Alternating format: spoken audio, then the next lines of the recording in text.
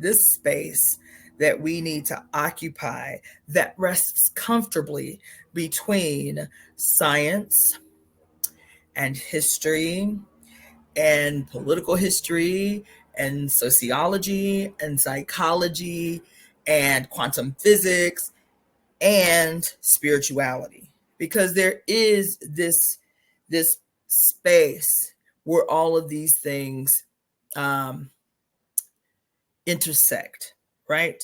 And more often than not, it is we will choose a point of reference and we will not deviate from that point of reference, even if there are 5, 10, 20 different other contributing factors to this that contribute to this point of reference that we're stuck on, right? I hope that makes sense, because the whole idea of how our perception of the world around us, the chemical and electrical response that we emanate and produce based on our perception is not based on the stimuli. It's based on our perception of the stimuli, right? So depending upon where a person is and what kind of experiences they have had, a door slamming may elicit like like a fear reaction in one person, and it may elicit an anger reaction in another. Those are two separate sets of biochemical and electrical responses based on these two different people's perception of the stimulus. Hope that makes sense, because it's deep. Our perception of the world around us, which is informed by a myriad of things, including, millions and millions and millions of pieces of information that we've come into contact with and processed, whether consciously or subconsciously, informing our nervous system, informing our central nervous system, informing our peripheral nervous system, informing our endocrine glands, informing our hypothalamus and our pineal gland, and all of those things working in perfect orchestration to elicit the appropriate response that in some way or another is going to contribute to the preservation of our existence, our life in real time. That's all it's for. Our body is always working, and all the magical shit that it does, its primary goal is to sustain and protect our life as best possible until so that we can, contribute to the preservation of the species. That's what it is. The reason this becomes important is because most times, there's a way that people who are, quote, scientific or, quote, political tend to really ignore the intricacy of the scientific process internally, what that means in terms of our social relationships, and what those social relationships contribute to the development of how we even see the world. Because again, interpretation is one of the biggest issues. I will interpret, I will respond to, my perception of some external stimuli may be totally different than the next person, which is going to determine the outcome and how our entire body, central nervous system, and all that shit is going to respond, right? Though our social relationships play just as much a significant role as anything else, right? And so that's one thing. These super scientists, these hardcore, like revolutionaries and activists and things like that, these hardcore, reactionaries on the extreme opposite end, don't sit still enough to analyze those things and how we articulate those things as some kind of spiritual experience.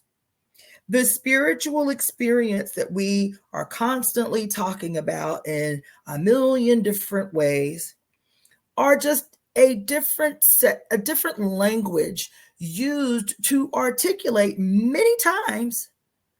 In many instances, these aren't based on some kind of abstraction. these spiritual philosophies, these spiritual practices, these ways that we articulate our personal spiritual experience or whatever.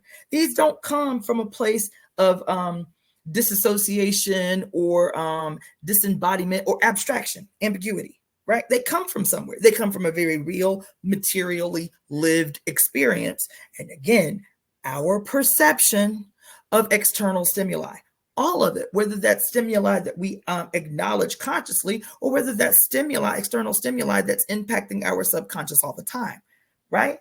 And the reason that I'm saying this is because this question of, there's a lot of questions out there where spirituality is concerned. And that's the other thing. I'll say this, right? Super spiritual, political, whatever. They don't acknowledge spirituality is something as significant and real and valid, in this process of us being able to live a life. But the opposite is true as well. People who are so super spiritual, so super, like detached from the earth, detached from the earth or what have you, have a bad habit of being so disembodied, so disconnected, so bypassing that that to acknowledge the material world, to live fully in the material world, right, eludes them, because somehow to be in the material world, exist in the material world, be concerned about those things happening in the material world will lessen or impede on their spiritual journey or their ascension or whatever the fuck they own on any given day. This is the divide that rests between these spaces: political spaces, historical spaces, scientific spaces, activist spaces, and spiritual spaces. This is the big chasm, the big void that exists in all of them. This is the place that we have to lay in. This is the place that we have to live in. Greetings, Carlotta. This is the place we have to live in. This is the place that we have to step into. You understand? Is how to be whole. How to be whole. And what that is supposed to afford us is the ability at any given time to think and move and behave and interact holistically. You can never achieve, quote, a holistic life if you are disembodied from the whole. You are, quote, individual. How that work? How you an individual sitting inside of a whole that's suffering? How are you, the picture and personification of perfect health, wellness, and happiness sitting in a sea of suffering? How'd that happen? How'd it work? So I'm always telling y'all that we're all sick. While one is sick, we are all sick. While one is not well, we all are not well. This ain't a stretch. This ain't a stretch. You understand what I'm saying? You would have no problem saying that a person, right, who has cancer, like identifiable now, cancer, you understand, and recognize that it took a singular cell gone rogue, a singular cell, for whatever reason, forgetting its biological mechanisms and how it is supposed to function within the whole of these other billions of cells that exist in the one, in the whole. That is you, right?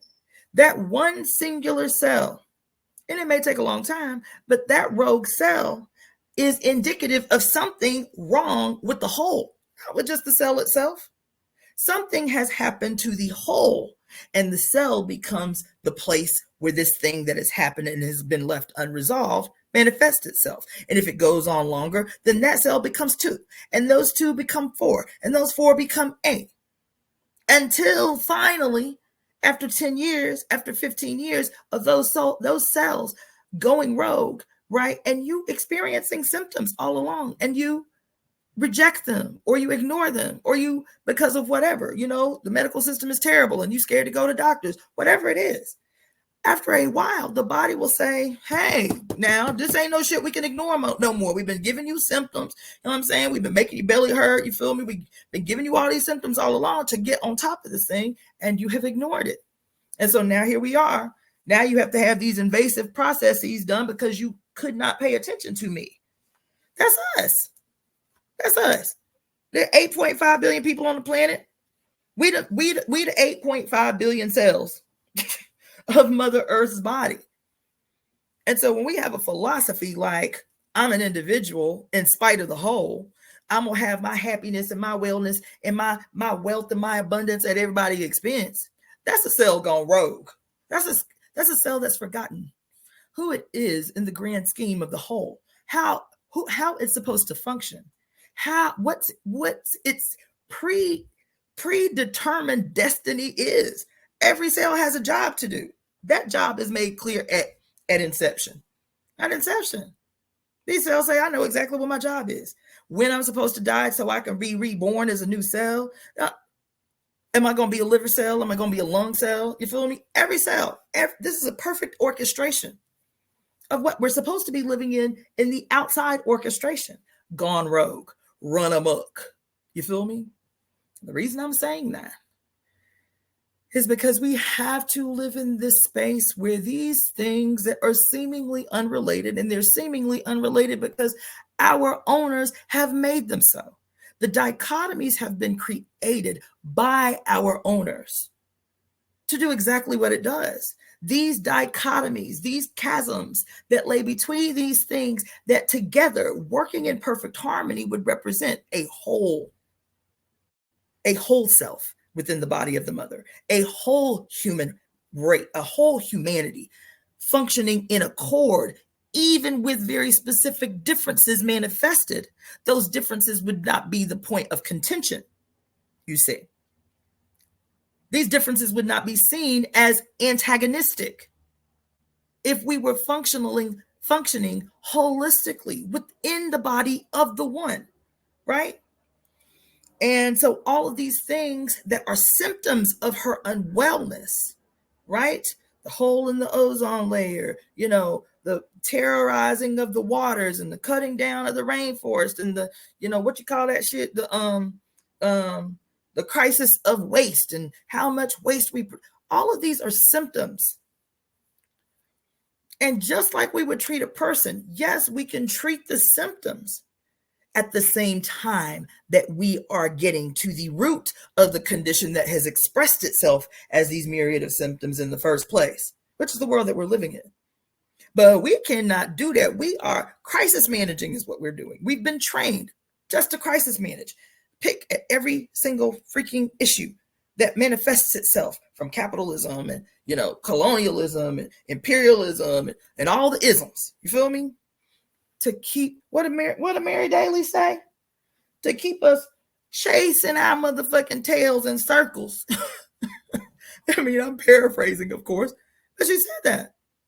She said these things, yes, we become the incessant superheroes trying to save the world, but that shit is an orchestration to keep our energy diverted from what the issue is and how to adequately address it, how to get to the root of the matter so that we can heal it, exercise it if need be, root it out to pave a new way forward.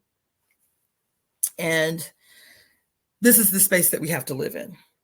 We have to live in the space that bridges these chasms created to keep us distracted. You understand? And the only way to do that, one, is to study. Two, is to go out into the world and seek mentors. Talk to someone who we know knows more than we do. I tell y'all that all the time. Because that ain't no shit I'm just preaching. I'm constantly seeking out, whether it's on YouTube and out here in the world, people who know more than me. It's not going to serve anybody for me to, quote, know everything. And so my learning process, then I'm stuck in place. That's not what I'm trying to do. What I am trying to do is make the complicated uncomplicated. What I am trying to do is to destroy a a strategy of creating mysteries to disempower people. Mysteries are created by those in power to disempower those that they control, dominate, and exploit. That's what all mysteries are there for. All of them right now under patriarchy. That's what they're there for, is to maintain a stranglehold on people's lives. You feel what I'm saying? Is to keep them from imagining something better. Yeah, is to keep them so distracted that they do not have a single breath to spare to daydream about what could be better in the world, how they can participate, how they can see themselves participating in the new. That's what it's for.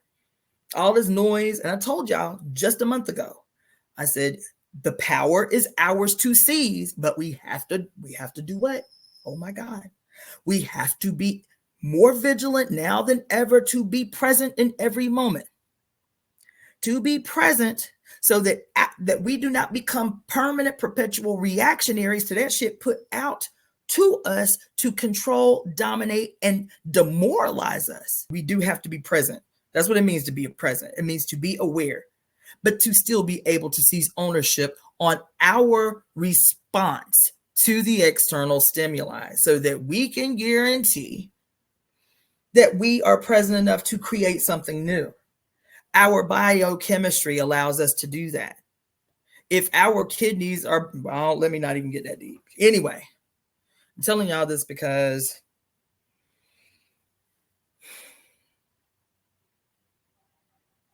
when I talk about spirituality, when we talk about like the power of manifestation, the power of affirmations, meditation, and visualization, right? We talk about, where two or more are gathered, there I am, right? When we talk about the need for women to be in circle together, right? The need for men to be in circle together, right? The need for us to put our hands on one another, right? All of these things. What I love about this period that we're in is that these things that have been always known, right? The need for human contact and touch, right? The need to dream, the importance of dreaming. And we had, philosophical and spiritual language to articulate the importance of these things. But what I love about this period, at least for me, and at least for people like me, and there are many, many, many, many, many, many people like me who really comfortably walk the space that marries science and spirit. You feel me? And what I love about this period is that which our ancient ancestors understood clearly and had developed through scientific methods of observation and application, that which sounds, quote, witchy to us or ooga booga-esh to us, to the general population. As a scientist, I am so excited by the fact that so much of this has a biochemical explanation that justifies, that proves, that legitimizes that. And why would that be rocket science or anything like that to us? It is because I continue and will forever say that science is the language of spirit. Science is the language of spirit. It is. One does not, if we're thinking correctly, if we're not thinking in a very linear, Eurocentric, colonial, patriarchal mentality, then we can easily recognize and accept that this is truth. That they still are a representation of the harmony of opposites, the yin and the yang, right? Anyway, I just felt like it was important to say that because I told y'all in March that while these energies that are coming down the pike astrologically, astronomically, these energies are going to be intense. They represent a radical potential for extraordinary and rapid change and transformation throughout society and in our personal lives, that these energies respond to what is received, especially with Jupiter still being squarely in the mix. I can only magnify what you putting out, bitch. I can only give back what you're giving. Now, I'm benevolent, so I want you to give me good shit. I want you to give me, affirmations and plans and blessings and, you know what I'm saying? But I can only magnify that which you are giving. I can only put out the information that's being input. You feel me? And so I was saying since March, I've said that several times, that these energies represent the ball on the string that swings the pendulum. And the pendulum is going, the power and the intensity and the momentum is going to really be, is really the ball, the intention of the ball, the weight of the ball, the factors surrounding the ball is what's going to determine whether this powerful momentum and energy potential is going to swing in the direction of the oppressor, or is it going to finally swing in the direction of those that have been oppressed. We determine that. That's not some disembodied, ambiguous, super Sado separated spiritual shit off the fuck in the abyss somewhere. We determine that. And so what these studies teach us, that's why science is so important. That's why these studies are so brilliant, is because the language of, quote, energy swinging in our direction, momentum being in our possession, for us to be able to use that momentum to shape something in our favor, that's not a disembodied, ambiguous statement, baby. That's a scientific statement. When you talk about collective contagia, right? When you talk about collective illusions and how they can actually test the blood of those subjects based on their perception of the information being input, how their blood is going to change, how their freaking their neurotransmitters are going to be transformed by their perception of the information being fed to them, you see.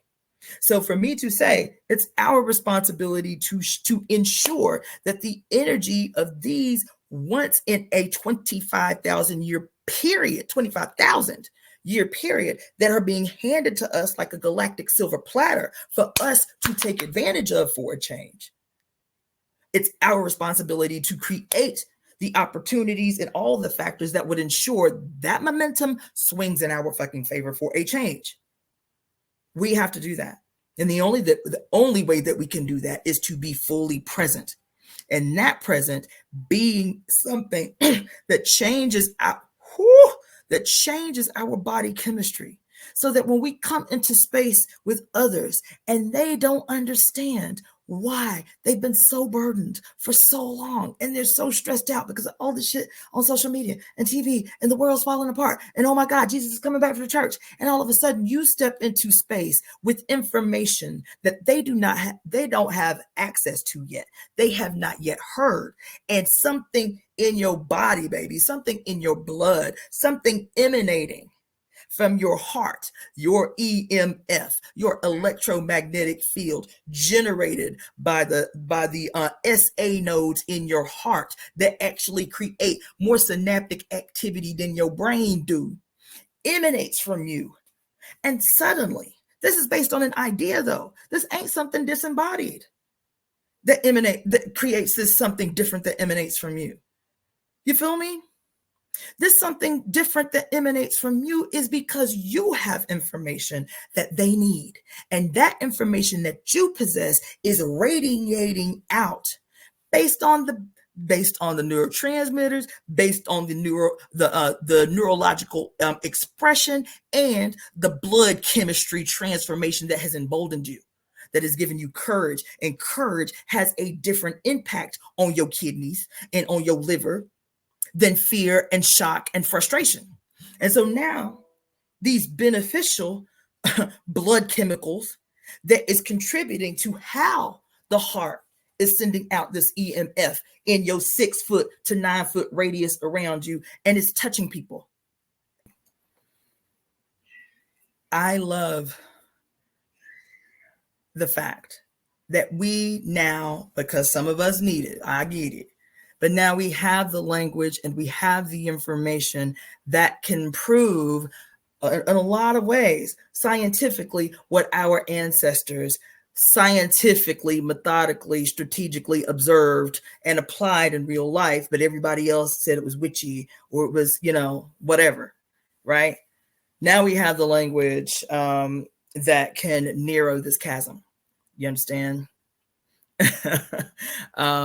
So I'm excited about that. And that's why I'm always going to try to, like, you know, dance between these lines of science and spirit and sociology and psychology and the impact and the ins and outs, these things that are supposed to be fluidly weaving in and out of each other, right?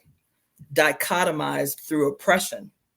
I want to teach you how to navigate this chasm that we should all be occupying the space that exists between these dichotomies that have been imposed on us. You feel me? This is how we will be able to relate to the many. This is how we will be able to relate to the masses. This is how we will be able to change people's minds about one another, recognizing that oxytocin has its poles just like everything else has its poles. Oxytocin is the love hormone. But if your perception of others is something that is outside of self, if your perception of others is that this is my enemy, they are not to be trusted, they mean me no good, then oxytocin becomes the chemical that creates aggression, that has you more prone to accept aggression against or participate in an aggression against those that you perceive as other, those that you perceive as enemy. That's deep. So while oxytocin, yes, is the love hormone, if you perceive that someone else is other, it becomes the hormone that fuels hate. Yes, deep shit. This is the purpose of understanding science and what it means philosophically. These very scientific, measurable phenomena. How do you translate that philosophically? Because that's all it is a translation. We're always fucked up by the translation, right? The Garden of Eden is the earth, the mother to whom is Venus, the planet Venus, right? The sister of whom is our mother moon, this triple goddess, the earth, the moon, and Venus, working cyclically together to ensure the Garden of Eden, what should be the Garden of Eden, which is the mother's body, our mother earth. You feel me? And in this period that we're in, this new moon in Taurus, we have to, one of the most important things is to be present in every moment, whether that means going out and hugging a tree, laying on the grass, looking at the sky, going dunking in the ocean, whatever your bag is being really deliberate about being in those environments, because being and taking in those environments is an expression of gratitude. When you observe and take pleasure in and acknowledge the earth, the body of the earth, when you're grounding, it's a relationship that you are reconnecting with. You're in these actions. This is an expression of gratitude. Ecstasy is an expression of gratitude. Orgasm should be an expression of gratitude, right? It is the active participation in reciprocity with our mother, reconnecting with this energy that is ever present, that gives us life in a myriad of ways, whether we acknowledge it or not, right? Happiness is an expression, should be an expression of a harmonious relationship with the body of the mother, right? And so these are the ways that we have to see what prayer is. I think I posted a picture a few days ago that had two different pictures of the same woman split in half. One picture of the woman had her on her knees looking at a flower that was dying. She's on her knees with her hands clasped, praying, grow, grow, grow, right? The other picture of her, and then that picture was called religion, right? Grow, grow, grow. The other picture was called spirituality, and it was her in this picture standing upright, saying thank you for growing, while she's pouring water on the flower and the sun is shining from above, and she's actively engaged in the cyclical process that ensures growth. She ain't got to have faith that it's going to grow. She ain't got to hope that it's going to grow, like the picture of religion. She got to pray. She ain't got to hope. She ain't got to have faith. That all she got to do is close her eyes and say please and please and please and please, and maybe the flower will grow. She just got to have faith that the flower will grow. She just got to have hope that the flower will grow. No, because science informs her in her genetic material, the very real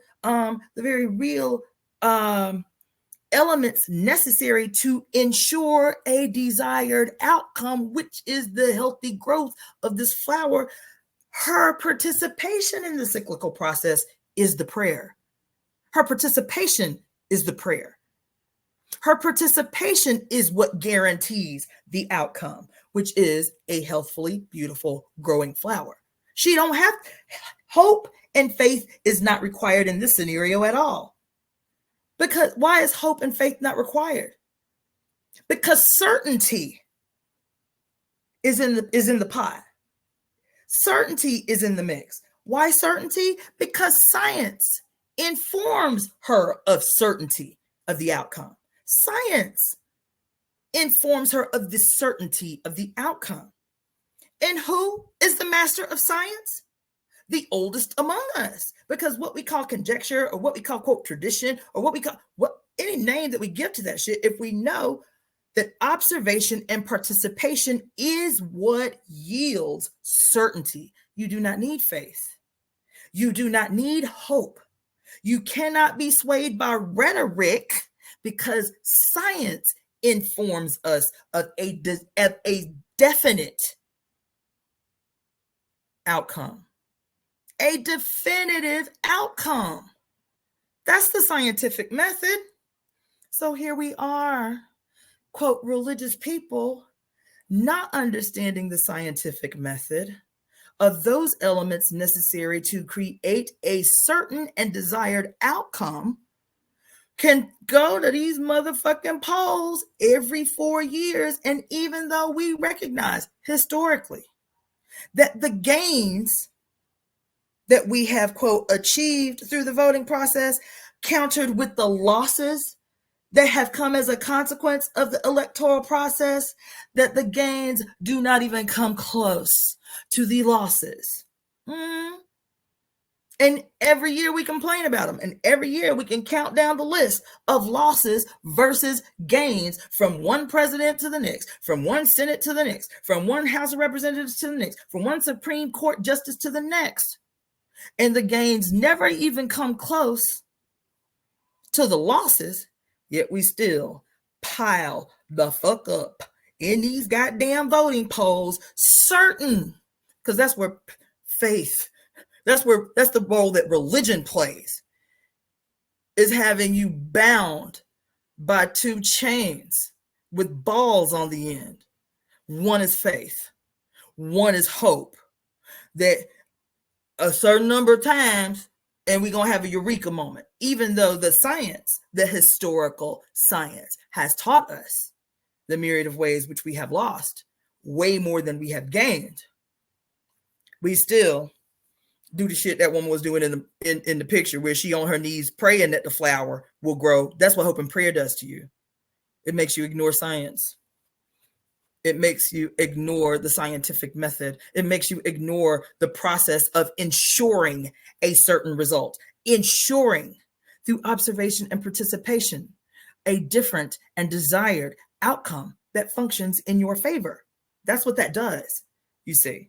So spirituality is the fully embodied, holistic use of all of those elements that make her certain in this other picture, that all she has to do is bask in this glowing sun and take in the environment around her and pour the water. And she knows that she is not a single entity in that picture, that everything is an expression of this embodied whole that is going to guarantee the desired outcome, which is a beautiful, flourishing flower that grows. This is the dance that we must do between spirit and science, history and religion, understanding the role that religion has played in creating a globe of zombies terrorized into stupidity and submission. They are stupid for a reason. They are dumb for a reason.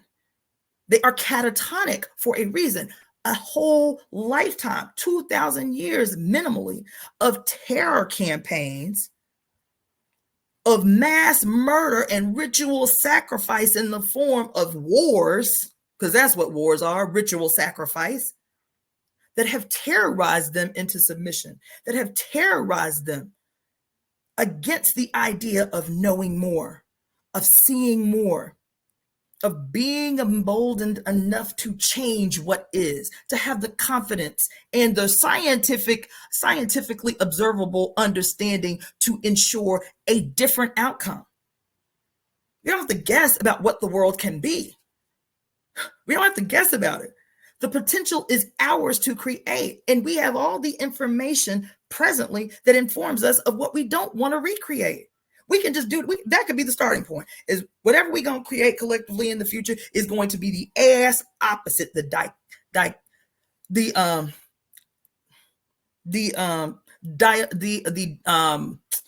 the word I'm looking for? I'll just say the direct extreme opposite of what exists now. That's all we got to do. We ain't even got to be talking about we want to, overthrow this and we want to tear down this and we need a new voting system, and we ain't got to be doing that. All we have to do is be spending that energy instead of reacting to what is, to say, acknowledge what currently is and what we don't want to fucking recreate and start creating that. Okay, well, if this is this, what's the opposite of that? If this is the prison industrial complex and the history of it and the impact that it's had on people, what's the opposite? What is the opposite expression of justice that is not tied to patriarchy and misogyny and colonialism and imperialism and slavery and all of that shit? We don't have to keep fighting this shit and reacting to this, reacting to what is. What is demonstrating to us in real time what we have to create. What is the opposite? What is justice in the hands of a world where all these isms have been destroyed? Let's start creating that. The preschool to prison pipeline that helps these motherfuckers predict how many jails they need to build around fucking schools, because they create the conditions that ensure that these kids, a percentage of them gonna go to these jails, and we need somewhere to house them so we can start exploiting them right away. If we know that the preschool to prison pipeline exists, instead of spinning our wheels coming up with all the statistics about the ways that the prison industrial complex impacts people, we know what it is. We got the information now. We see the shit. Now, how do we get started right away, collectively, wherever we are and however this thing impacts our particular community? How do we build its opposition in real time? If we know that the freaking so-called medical, if we know that what we call, quote, healthcare in this country is a capitalistic, parasitic, medical industrial complex who's set up for its primary purpose is to stamp out all opposition, to stamp out any kind of alternative for the primary purpose of maintaining just a level of sickness or unwellness that keeps people able to go to work, but does not allow them any other time to think about their future, to plan about how they're going to participate in the global future, to give them dreams and ideas of what could be. You feel me? If you know that that's part of what the medical industrial complex does, and you can recognize that you ain't got to go through and repeat all the time, all the ways that the medical industrial complex is fucked up. Now you got a clear image of what is. How do we right away start to build its opposition, channel all that rage and all that energy and all that frustration into building its opposition? We say, and we can understand clearly, y'all say it all the time, and now you hear more and more women say it now. I do not debate with men. I do not debate with men. If you have an issue with something that I am saying, then what I am saying may not be something that is feeding your spirit. If it's tormenting your demons that deep, that may mean that you ain't at the level now where this is something that can feed you. And that's okay, but you ain't gonna get on my shit and expect that you about to go toe to toe with me on my shit. That's not what's gonna happen. What's gonna happen is I'm gonna block your ass. Well, people can see that clearly. Like, yeah, don't debate with men. But we debate with the system all the time. Begging, pleading, screaming, yelling, protesting, you understand, over and over and over again. Like what? Like we really expect we about to appeal to the sensibility and the humanity of a system? People that work in the system aren't individuals. They're not individuals. They are a part of the body of a well-oiled, intentional machine, a mechanism that does exactly what it was built to do. So we out here spinning our wheels, spending all this energy, yo. I just read to y'all a couple of months that the book, the pamphlet that I had by V.I. Lenin on the state. I just read that to y'all. He was talking about this in the 1800s. He was this very thing that I'm talking to you about right now. He was like, yeah, poor people, oppressed people, the proletariat, the working class, they ain't got no shortage of energy. They ain't got no shortage of enthusiasm. What they don't have is a collective list of demands and vision for the future that they can all get on board with, even as they have their differences. These few things right here, we all got in common. We come together based on these things that we got. We make this our list of demands.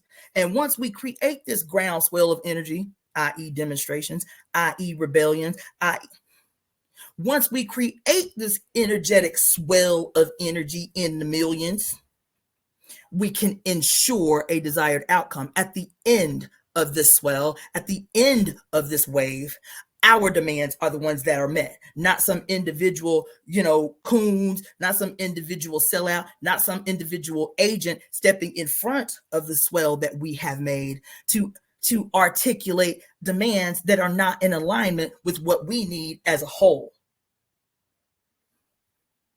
With what we need as a whole. You feel me? So everything becomes the issue, but the issue in an attempt to keep you from collectivizing your worldview, collectivizing the vision that you have for the future that can benefit us all.